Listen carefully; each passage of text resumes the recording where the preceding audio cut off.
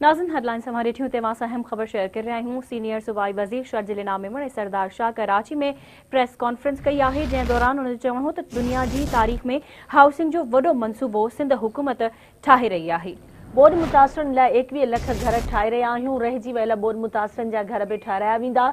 Senior सूबाई वज़ीर शर्जील इनाम मेमण जे चवण ते सिंध काबीना मेडिको लीगल एडवाइजरी बोर्ड क़ाइमु करण जी मंज़ूरी ॾिनी आहे। राणी बाग लाइ पब्लिक प्राइवेट पार्टनरशिप तहत मास्टर प्लान की मंजूरी भी ॾिनी वई आहे। हैदराबाद राणी बाग के पब्लिक प्राइवेट कयो वेंदो। ॿारनि खे सहूलियत ॾियणी आहे।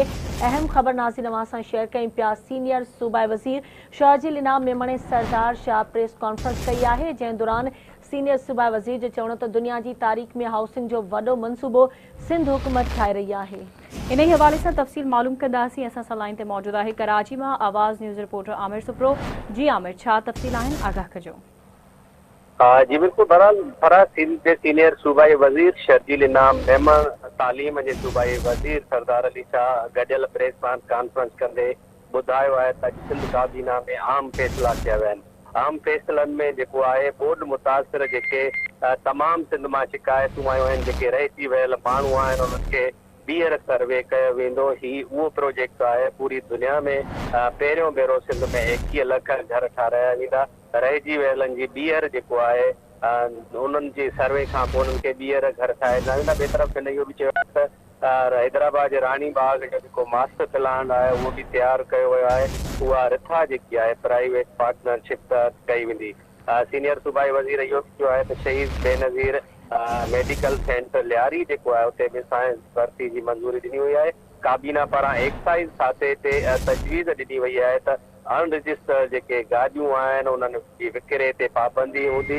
पुराणनि गाॾियुनि जी बि जल्द जेकी आहे रजिस्टर्ड कराए वञे।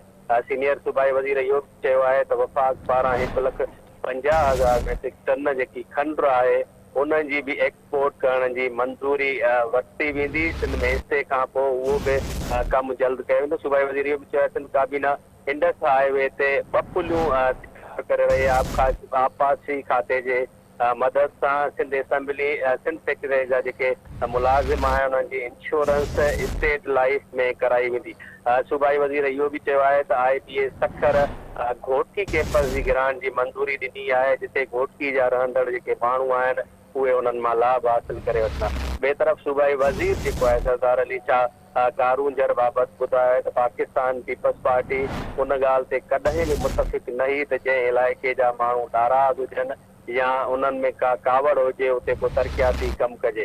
हिन इहो चयो आहे त निगरान सरकार उन ते काफ़ी शक पैदा कया। सूबाई वज़ीर इहो बि चयो आहे त बिलावल भुट्टो चेयरमैन समेत ॿिया जेके पीपल्स पार्टी जा माण्हू आहिनि उन्हनि कॾहिं बि पंहिंजे तारीख़ खे कॾहिं बि विकिरो करण जी कोशिशि न आहे कई। कारूंजर समेत ॿिया जेके असास आहिनि उन्हनि जी बि सिंध हुकूमत मालिकी कंदी। सूबाई वज़ीर सरदार अली शाह इहो बि चयो आहे त नगर पार्क जो जेको इलाइक़ो आहे उहो मुकमल तौर ते महफ़ूज़ करार ॾिनो वियो आहे। हिन इहो बि चयो आहे त काल बि कारूंजर जी असां हिफ़ाज़त कई, हींअर बि असां करे रहंदासीं। ॿिए तरफ़ सीनियर सूबाई वज़ीर शर्जील इनाम सवाल जे जवाब में इहो चयो आहे त पीपल्स पार्टी हर दौर में इंतहा पसंद ऐं दहशतगर्दनि जी निशाने ते रही आहे। इमरान खान तालिबाननि जी हिमायत कई। इमरान खान जी हुकूमत में दहशतगर्दनि हमला कया ऐं पन्नो जेल मां जेको आहे साथी आज़ादु कराए उहे रिहा कराया। सूबाई वज़ीर इहो बि चयो आहे त एक्साइज़ जूं बि जेके आहे मंज़ूरियूं ॾिनियूं वियूं आहिनि ऐं जेको सरदार अली शाह हुन चयो आहे त सिंध हुकूमत पारां वफ़ाक़ सां कारूंजर बाबति पहिरियां का बि ॻाल्हि कोन थी।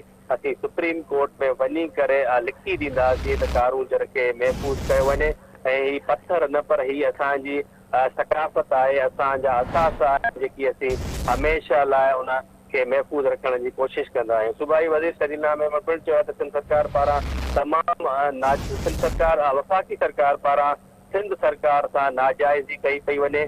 पूरे पाकिस्तान में मोटरवे ठही रहिया पर कराची खां जेको सखर जो मोटरवे आहे उनखे बि जल्द तयारु कयो वञे। कराची मां एक्सपोर्ट थींदड़ जेके शयूं आहिनि उहे पूरे मुल्क में सप्लाई थी रहियूं आहिनि। हिन इहो बि चयो आहे त वफ़ाक़ी सरकार सां ॻाल्हाए करे सखर खां हैदराबाद जो जेको मोटरवे आहे उन ते जल्द कमु करायो वेंदो।